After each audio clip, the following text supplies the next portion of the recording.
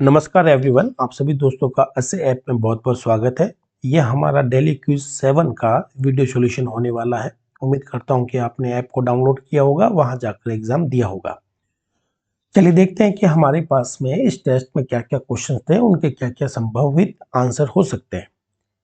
बात करते हैं यहाँ से हमारे पहले क्वेश्चन की कि टेलीफोन रिले, लाइट बल्ब्स और बैटरी का प्रयोग करते हुए विश्व का प्रथम इलेक्ट्रॉनिक्स कैलकुलेटर किसने बनाया।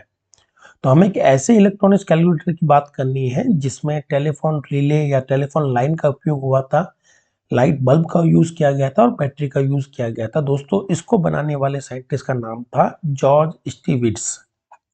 ये जो जॉर्ज स्टीविट्स है, इन्होंने 1937 में इसको बनाया था। करेक्ट है। और इसका उपयोग हमारे पास में कैलकुलेशंस करने के लिए किया जाता था। और कई बार ये भी पूछा जाता है कि इसको कहाँ बनाया गया, किस जगह बनाया गया। तो वो है दोस्तों बेल लैब।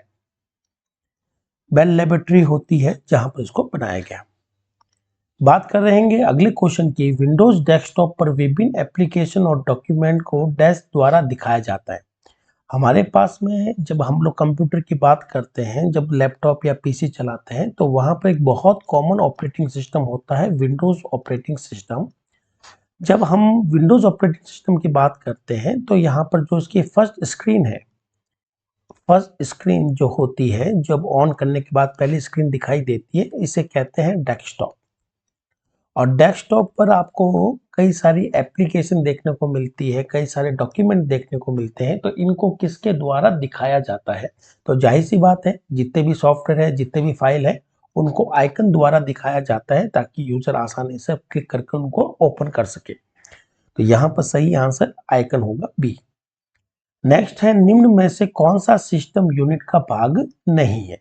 दोस्तों, सिस्टम यूनिट जो होता है, इसका मतलब होगा कि साहब हमारे कौन सा भाग है। सिस्टम यूनिट का मतलब होता है प्रोसेसिंग हार्डवेयर।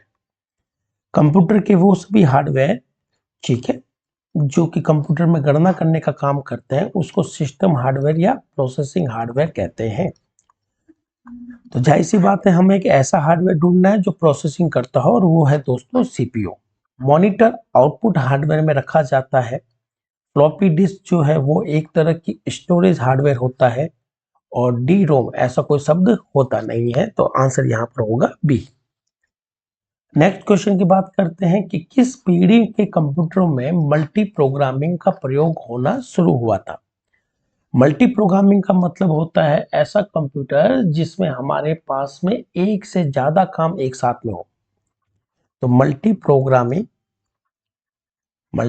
प्रोग्रामिंग जिसको हम लोग आसानी के समझने के लिए इसको मल्टीटास्किंग भी कहते हैं। ये जो मल्टीटास्किंग होता है, इसका मतलब है एक ही समय में एक से अधिक कार्य करना। एक ही समय में एक से अधिक कार्य करना, इस विशेषता को हम लोग मल्टीटास्किंग या मल्टी प्रोग्रामिंग कहते हैं। और इसकी शुरुआत कब से हुई थी? तो जाहिर सी बात है, हमसे ये हिस्ट्री का क्वेश्चन पूछा जा रहा है, तो याद रखिएगा इसकी शुरुआत हमारे पास में हुई थी थर्ड जनरेशन से। इससे पहले जो कंप्यूटर आते थे फर्स्ट और सेकंड के, उसमें एक समय पर एक ही काम होता था। तो इन दोनों कंप्यूटर को हम लोग कहते हैं सिंगल टास्किंग कंप्यूटर। जो एक समय पर एक ही टास्क कर रहे हैं, सिंगल टास्किंग कंप्यूटर कहा जाता था। नेक्स्ट है, कंप्यूटर की आईसी चिप को किस धातु से बनाया जाता है। दोस्तों, आईसी का मतलब होता है इंटीग्रेटेड सर्किट। हिंदी में इसका अर्थ देखते हैं तो आंसर मिलेगा जुड़ा हुआ सर्किट। तो सर, ये किस चीज से जुड़ा हुआ होता है, या आईसी किस चीज से बनी हुई होती है, या आईसी में क्या होता है? ट्रांजिस्टर्स होते हैं। और ट्रांजिस्टर किससे बनते हैं? सिलिकॉन से बनते हैं। तो जाहिर सी बात है, सिलिकॉन से ट्रांजिस्टर बना और ट्रांजिस्टर से आईसी बनी। तो इनडायरेक्टली हम लोग ये भी कह सकते हैं कि आईसी को किससे बनाया जाता है? सिलिकॉन से बनाया जाता है। अगला है, मोलिक्यूल स्केल कंप्यूटर को क्या नाम दिया जाता है। मोलिक्यूल का मतलब होता है कण के आकार के। कण के आकार के कंप्यूटर को क्या कहा जाता है? कण के आकार का मतलब है सबसे छोटे कंप्यूटर। सबसे छोटे कंप्यूटर को क्या कहा जाता है? तो याद रखिएगा, सबसे छोटे कंप्यूटर को हम लोग नैनो कंप्यूटर कहते हैं। नैनो कंप्यूटर को बनाने वाली टेक्नोलॉजी को नैनो टेक्नोलॉजी भी कहते हैं। और मोस्टली जो सबसे छोटे कंप्यूटर होंगे वो नैनो ही होगा। तो यहाँ का आंसर क्या होगा, नैनो कंप्यूटर्स। तो ये कण के आकार के या चावल या उससे भी छोटे आकार के कंप्यूटर ये होते हैं। नेक्स्ट क्वेश्चन की बात करते हैं, निम्नलिखित में से कौन सी कंप्यूटर की प्रोसेसिंग गति मापने की इकाई नहीं है। तो 4 ऑप्शन दे रखा है और हमसे पूछा गया कि कौन सी इकाई नहीं है।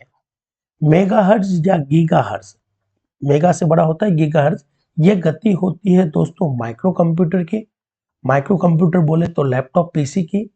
MIPS जिसकी फुल फॉर्म मैं यहाँ लिख देता हूँ, MIPS की मिलियन इंस्ट्रक्शन पर सेकेंड, मिलियंस इंस्ट्रक्शंस पर सेकेंड, ये भी यूनिट होती है, इंस्ट्रक्शंस पर सेकेंड। सर ये किस कंप्यूटर की यूनिट होती है? जनरली हमारे जो मेन फ्रेम कंप्यूटर होते हैं उनकी गति मापी जाती है। MOFS इस नाम की कोई गति नहीं होती, तो हमारा आंसर होगा MOFS। इसका मतलब एम फ्लॉप जो अगला क्वेश्चन है ये भी हमारी गति होती है, ये गति होती है सुपर कंप्यूटर। तो सुपर कंप्यूटर की गति को मेगा फ्लॉप्स में, गीगा फ्लॉप्स में, पेटा फ्लॉप में मापा जाता है। तो यहाँ पर मैं इसकी बेसिक यूनिट फ्लॉप्स को लिख देता हूँ, जिसकी फुल फॉर्म होगी फ्लोटिंग पॉइंट ऑपरेशन पर सेकेंड, फ्लोटिंग पॉइंट्स ऑपरेशन पर सेकेंड, ये होती है सुपर कंप्यूटर की बेसिक इकाई। अब ज्यादा होंगे तो किलो फ्लॉप्स, मेगा फ्लॉप, टेरा फ्लॉप्स, पेटा फ्लॉप, इस तरह से इसकी यूनिट होती है। करेक्ट है, तो यहाँ हम लोग लिखेंगे पर सेकेंड।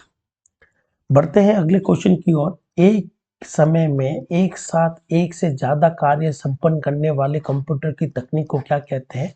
अभी अभी हमने पढ़ा था कि ऐसा कंप्यूटर जो एक ही समय में एक से ज्यादा काम करता है उसको मल्टीटास्किंग कहते हैं, और इनकी शुरुआत थर्ड जनरेशन से होकर अभी तक सारे कंप्यूटर मल्टीटास्किंग वाले होते हैं। नेक्स्ट क्वेश्चन है, सबसे पुराना आंकड़े गिनने वाली मशीन कौन सी है? इनमें से सबसे पुरानी ऐसी कौन सी मशीन है जिसका उपयोग हम लोग गणना के लिए करते थे? दोस्तों वो है एबाकस। एबाकस जनरली माना जाता है कि इसको चीन में बनाया गया। एबाकस जो होता है इसे काउंटिंग फ्रेम भी कहते हैं, क्योंकि एक लकड़ी का फ्रेम होता है जिसका उपयोग काउंटिंग के लिए किया जाता है। इसमें आपके पास में कई सारे मोती होते हैं जिनकी जगह देखकर आपको आंसर देना पड़ता है, इसमें डिजिट नहीं आती, इसमें आपको जगह देखकर आंसर देना पड़ता है, इसीलिए इसको प्लेस वैल्यू कैलकुलेटर भी कहा जाता है। तो सही आंसर हो जाएगा एबाकस 9। नेक्स्ट क्वेश्चन है कि कंप्यूटर हार्डवेयर को अधिक आधुनिक बनाने को क्या कहते हैं? दोस्तों जब हम लोग अपने कंप्यूटर की बात करते हैं तो इसमें 2 चीज होंगी, हार्डवेयर और सॉफ्टवेयर, और हम लोग समय समय पर हार्डवेयर या सॉफ्टवेयर को बदलते रहते हैं या उसको नए चीज डालते रहते हैं। अगर हार्डवेयर में या सॉफ्टवेयर की बात करूं, अगर सॉफ्टवेयर में कोई चीज नई ऐड की जाती है तो इसे अपडेट करना कहते हैं, और हार्डवेयर में कुछ नया जोड़ा जाए, कंप्यूटर के हार्डवेयर को इम्प्रूव किया जाता है, इसको अपग्रेड कहा जाता है।